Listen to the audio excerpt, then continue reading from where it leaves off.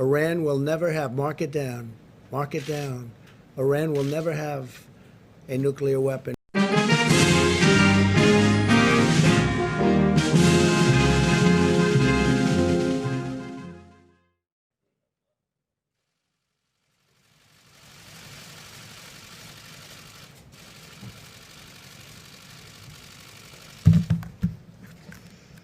Thank you very much. Before I provide an update on our continued progress against the China virus, I'd like to discuss our latest actions against the Iranian regime. Today, I'm directing the Secretary of State, Mike Pompeo, to notify the UN Security Council that the United States intends to restore virtually all of the previously suspended United Nations sanctions on Iran. It's a snapback, not uncommon.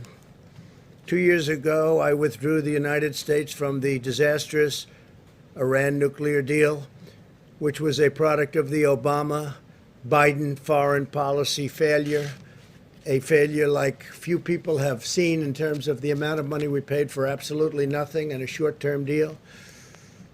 This deal funneled tens of billions of dollars to Iran, 150 billion to be exact, plus 1.8 billion in cash, which I don't know that the president had the authority to give, but gave 1.8 billion in cash. Just another great deal that turned out to be a total disaster that would have funded all of the chaos and the bloodshed and the terror in the region and all throughout the world.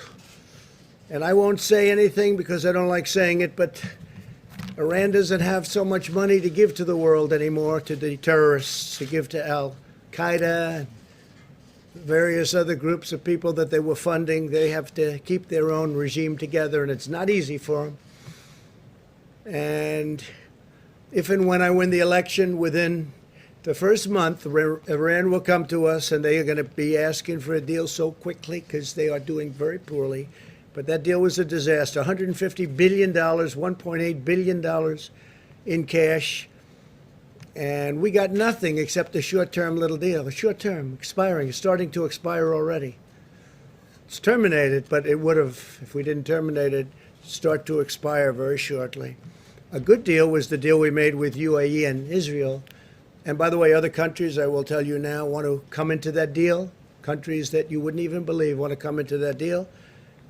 And all of a sudden, you're going to have peace in the Middle East. And you couldn't have done it with this ridiculous Iran nuclear deal, as they call it, that President Obama made, along with Sleepy Joe Biden.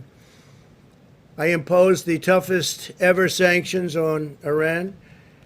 And this has caused great difficulty for them, giving money to terrorist organizations. And if they do, they'll have hell to pay.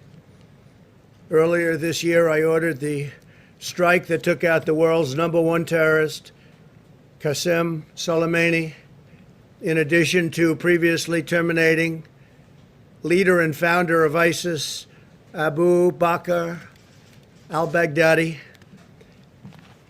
the two leading terrorists by far in the world. The founder of ISIS, nobody even talks about that.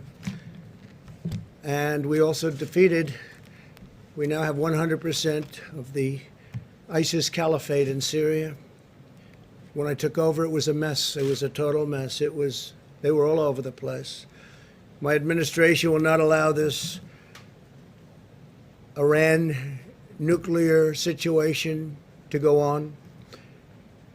They will never have a nuclear weapon. Iran will never have, mark it down, Iran will never have a nuclear weapon. When the United States entered into the Iran deal, it was clear that the United States would always have the right to restore the UN sanctions that will prevent Iran from developing a nuclear weapon. We paid a fortune for a failed concept and a failed policy, a policy that would have made it impossible to have peace in the Middle East.